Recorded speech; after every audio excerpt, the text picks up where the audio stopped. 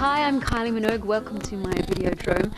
We're going to spend a little time together and take a trip through the years. Amazingly, it's been about 14 years since I first hit your charts. So apologies in advance, everyone, for some of the bad hairdos and outfits and dance routines, but we were all there. So sit back, relax, and I hope you enjoy this nostalgic trip through the world and the career to date so far of Kylie Minogue. I did not know who Kylie was. So therefore, when Kylie was booked in to do a track with us, we hadn't prepared the track, we hadn't written a song. To be fair, I don't think I even realised that Kylie was on her way here. There's a girl called Kylie Minogue sitting in the reception. Tell her to come back. And I said, you know, she should be so lucky. He went, no, I should be so lucky. Let's get on with it. I think I was too busy to really appreciate it, and I didn't understand the industry enough in those days to know exactly how difficult it is to have a hit, let alone #1. So I think I was just pushed and prodded into more places to do more things. She had that vest in I Should Be So Lucky that at the time, it's funny how fashion's changed, was dead sexy. Now, of course, looks quite funny. She had that really tight perm, shaggy hair. Again, was funny. And I'm sure she probably wouldn't be having a hair like that again, but for the time was perfect. Why did I have to become famous in the late 80s? Why? I mean, I had big and big and bigger, with big hair and big earrings and big shoulder pads, and I'm only 5'1". You're not meant to have that many bigs together. You see, I don't mind those 70s haircuts. I think that still looks good. And there's a bit in it when she kind of bounces on the bed a bit. I'd put it right up there with the big wheel scene in The Third Man and Come On Punk, Make My Day in Dirty Harry. I think my most memorable early Kylie video would have to be Especially For You. I mean, it was cheesy and cheesy. I mean, the song contains the great lyric, "If dreams had wings, I'd fly to you," which I think that, you know, John Lennon and Bob Dylan would be kicking themselves they didn't write that one. But, you know, the video encapsulated really everything that was worst about the 80s. But it almost has a kitsch value now that I think that's one of the reasons we love and treasure Kylie, really, is because we grew up with her. We saw her as the girl next door in Neighbours, and we've seen her transform into this sort of sex goddess in front of our eyes. Around the time of Especially For You, I think that Jason and myself and the cast of Neighbours were as aware as we could be as to how popular Neighbours was at the time. Then we would hear these stories that doctors were changing their surgery hours, kids were wagging school, that it really was wreaking a wonderful havoc over here. And it wasn't until we came over time and time again that we fully understood that. We were the only two people that could really understand what the other was going through, so it was kind of like a childhood sweetheart, you know. And so filming the video was no different to everything else we had to do. We'd be on set every day. We'd open supermarkets. We did everything in those days. So making a video was just another day. I just remember the video to Better the Devil You Know, and I remember thinking it was just, you know, saucy Kylie at the best. There is a story with the ring I have on my finger in Better the Devil You Know. It was a ring that was Michael Hutchins's, and I think a fan gave it to him. I think maybe a fan made it for him, but it was just silver and it had an M on it. And he, you know, I used to wear it, and we just started going out then, and you see the difference. Video from the start of my career, and then it gets to, hello, what has happened? There's been a big change in this girl's life, and it was him, and I just, you know, just one of those little things that you do. Just kind of wanted to get my little personal thing in there. First aspect of my career that I really could, you know, when I felt like rebelling and I wanted to change, and the first way I could do that was with my image, and I think that's why it takes such a sharp turn. And it was my age, it was my relationship, it was everything I'd done up to that point of just, you know, to kind of exaggerate, wear primary colours and smile. That's it, you don't have any say. Kylie couldn't have any input because Kylie wasn't here. You know, Kylie flew in for 4 hours or 4 days and then was out of here. The next thing Kylie heard, the records were made. I mean, those days it was, oh, you're in the office. Would you like to see your album cover? Yeah, that would be great, because we can go down the shop when it comes out and get it.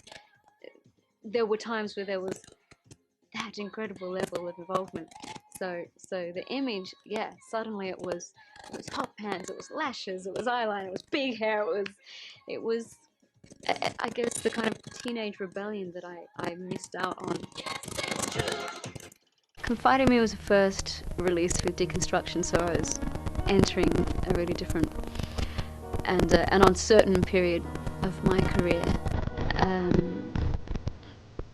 The video had to be striking to mark the difference in the record companies and styles. I never had any question that Kylie would carry on. Never ever had any doubt that Kylie would achieve what Kylie wanted to achieve. That's Kylie. And the video is meant to be, you know, dial 1555 confide, whoever you need to speak to tell them your concerns, troubles, fantasies, whatever it might be. So I got to play different characters in the video. The other thing was that black rubber outfit that was terribly hot. The first AD saying, right, everyone ready, whatever he has to say. And I'm kind of blinking back tears going, okay. And, you know, it's that show must go on attitude. Action, nothing's wrong. When in fact I just wanted to get away from that set, get out of that costume, and have a cup of tea. I can't help noticing from Kylie's videos that in recent years she's been taking her clothes off twice as fast as I've been putting mine on.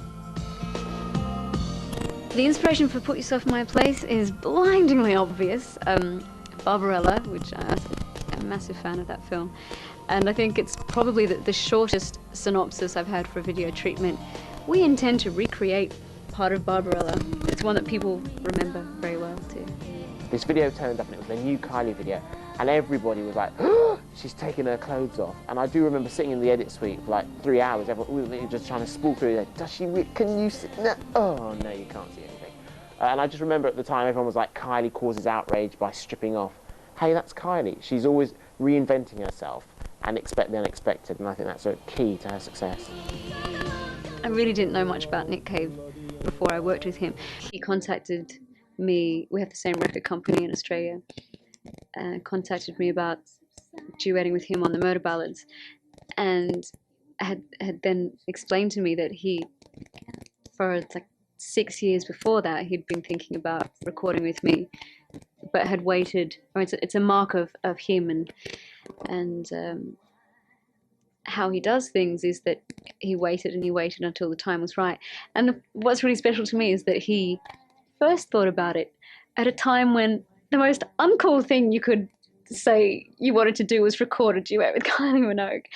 And he thinks differently. He has such an amazing integrity to him, and working with him was one of the best experiences I've ever had in my career. There was mention of a snake. I didn't really think too much about that. We'd done a few takes of this and that, and I'm sitting in the chair and I noticed the director and the first AD just speaking with each other but looking quite suspicious. I look over and say, what's going on? Then the animal wrangler joins them, and the snake joins them. I think, okay, it's the snake time. And I had never held a snake before, so I'm probably sounding very typical to the snake handler, someone that's about to get up close and personal with a snake for the first time. I remember just going, oh God, oh my God. Tawate, I met him in Tokyo one time, and he asked if I'd like to be involved in a track on his album. So we did GBI. I can't exactly tell you what it means. It's Tawate's vision. I am a typeface, but I liked it. It was so kooky, and and different. And that's the beauty of being a guest on someone else's record. You can do something that you would absolutely not get away with on your own record.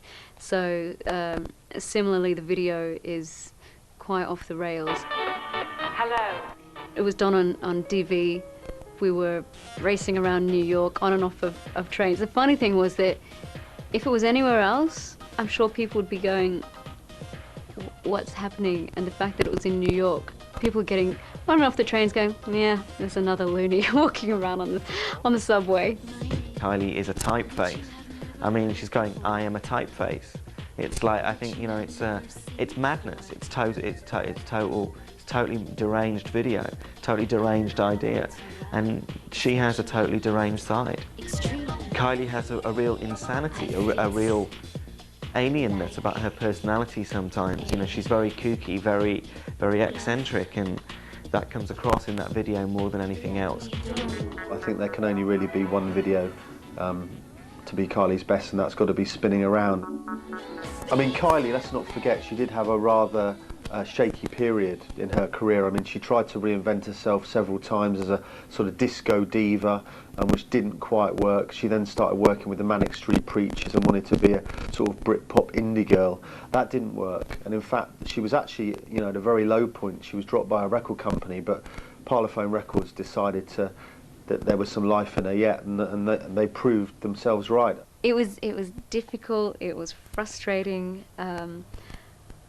I've definitely had happier times in my life, but in retrospect, I'm thankful for what it taught me and what it brought out of me at the time. The thing that saved her was her bum. I mean, she bought a pair of hot pants. I remember interviewing her, and she said they cost her 50 pence from an Oxfam or something. She took them along to a video shoot and thought, oh, I may as well try these. And, you know, it's the first time an arse has got to #1 in my memory, apart from perhaps someone like Peter Andre or Gary Barlow. I can't put a price on what I'd pay for those gold hot pants in the Spinning Around video. I think that those gold hot pants are one of the great pop icons. I don't know where they are. I don't know if Kylie still got them, but wherever they are, I need them, and I need them yesterday. My hot pants did cost 50p or so. I can't exactly remember. It was at a market. My friend found them. They cost 50 pence. I'll give her 50 grand for them, and that's my final offer. 50 grand. That's quite a good investment, isn't it? 50p to 50 grand. Still, I think I'll have to hang on to them. Spinning Around was exactly what I needed at that time, and I don't think I appreciated how important that record was then, because I had every confidence it would work, just because of how easily that album had come around, the people that I was working with, the enthusiasm, the talent, everything that was thrown into that pot was good, and so I thought it would work, just didn't know it would be quite as successful as it was, which was a fantastic surprise. But now I realize if it hadn't worked, I would be in a very different position right now. So Spinning Around became a best friend for a while. What did you find difficult? Pools. Why, you know, I should just stay away from them. They're never what they say they're going to be. The pool was meant to be heated. We were meant to have more time to film there. There was meant to be underwater cameras. However, it all went a bit pear-shaped at that stage of the night. Well, the basic idea was sort of, I mean, it was heavily based. I had done a sort of a treatment, a video treatment using scenes for Casino and cut to the music to sort of, you know, sell the idea. And the basic idea was that we didn't want to establish directly what was going on with characters. We wanted it to be like you just came in and saw something happening and just went through part of an evening and left without really sort of necessarily explaining anything. Diamonds, diamonds, diamonds. Never had laid eyes on diamonds like that before. I was sitting in the Winnebago, and as there were night shoots, we were preparing to be thoroughly exhausted during the filming. Sitting in the Winnebago, about to start hair and makeup, so I have a completely blank face. The diamonds arrived with, of course, 2 security guards. and it was like I was in a movie. It was so cliche, and I was being very blasé about yeah, got to do this. The diamond's going to arrive. Blah blah blah blah blah. I just hadn't counted on the diamonds arriving and being that transformed, and you know, we put them on, and it was like I had hair and makeup done. Then I just was like, I completely came to life. Then I gave them back, got ready, and I throughout the course of that evening when I wore them, I was thinking, come on, security, I know you've got your job to do and everything, but there's a lot of people on the set and a lot of people looking at me and what I'm doing. Of course, 2 people were looking a little more carefully, which was the security guards. And so I'd smile at them. One of them I gradually wore down and he would give me a smile back, but the other guy was having none of it. He would just be like, what? I'm not going to pick a diamond up.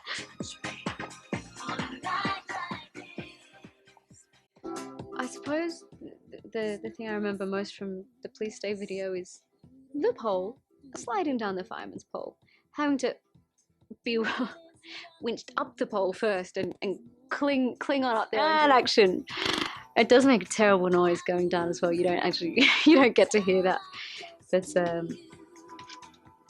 yeah, I did it repeatedly and I was quite good at it by the end. I just remember the sound of her skin screeching against the pole as we were filming, and just thinking, I'm not going to ask her to do it too many times because it didn't seem like a very nice thing to do.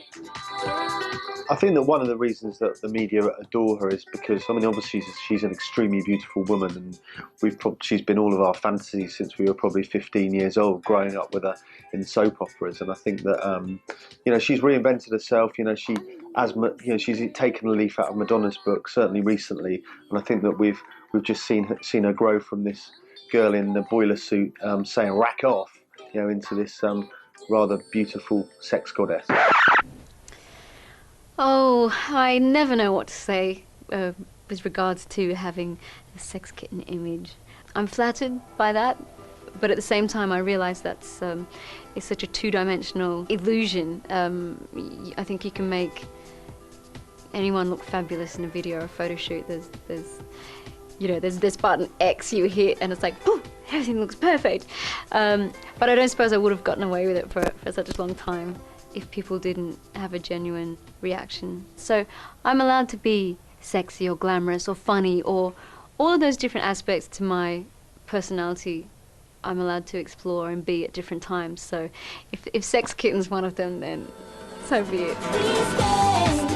My favourite part of working with Robbie was when it was just the 2 of us performing on stage, where you didn't have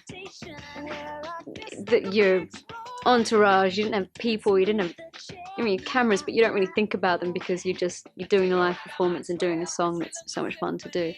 And the 2 of us like to show off sometimes. It was quite just fun to work off each other. It was just a great pop video. There was a real chemistry going on between those 2. I've asked them both whether they did anything, and they both denied it, of course, but they both denied it with a massive twinkle in their eye.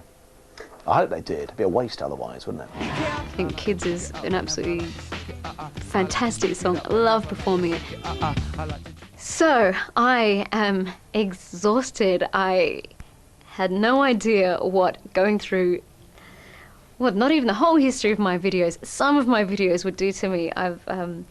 I've been lost for words, I've laughed, I've been embarrassed, I'm proud, I thank you so much for reliving those moments with me. We're going to end on I guess my favourite video I've ever done, and I hope you enjoy it, and I hope you enjoy whatever I do in the future, and here it is, can't get you out of my head. I'll let you into the secret that everyone's been asking me about as to how my outfit stayed on.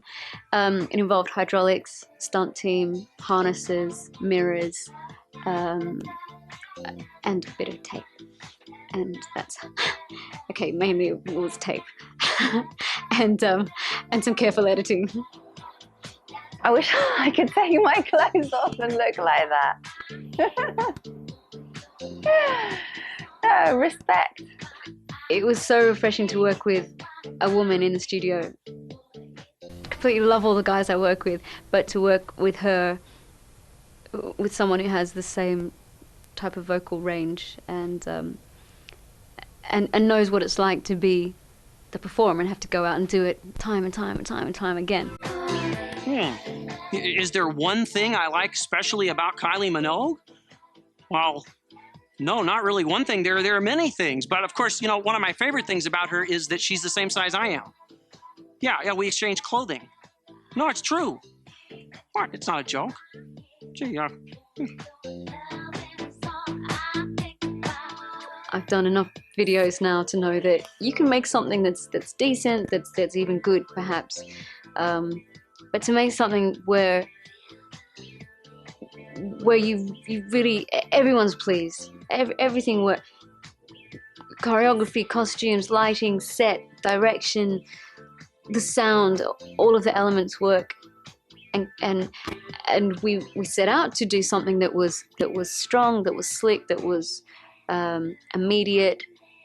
And I think the bonus that I certainly hadn't expected is that there's something poetic about the video as well. The person Kylie is a product of all her videos. She's all those little characters that she plays. She's everything. She's all the images that have ever been portrayed and displayed of her. She's all of those things. I feel like I have a relationship with my audience, with all of them throughout all the years, and it's because of that that I am enabled to still be here doing what I'm doing, to have more opportunities than I've ever had before. And I guess the part that blows my mind is that traditionally in this industry you're meant to be one thing or another. You're not allowed to change. And all I've done is change.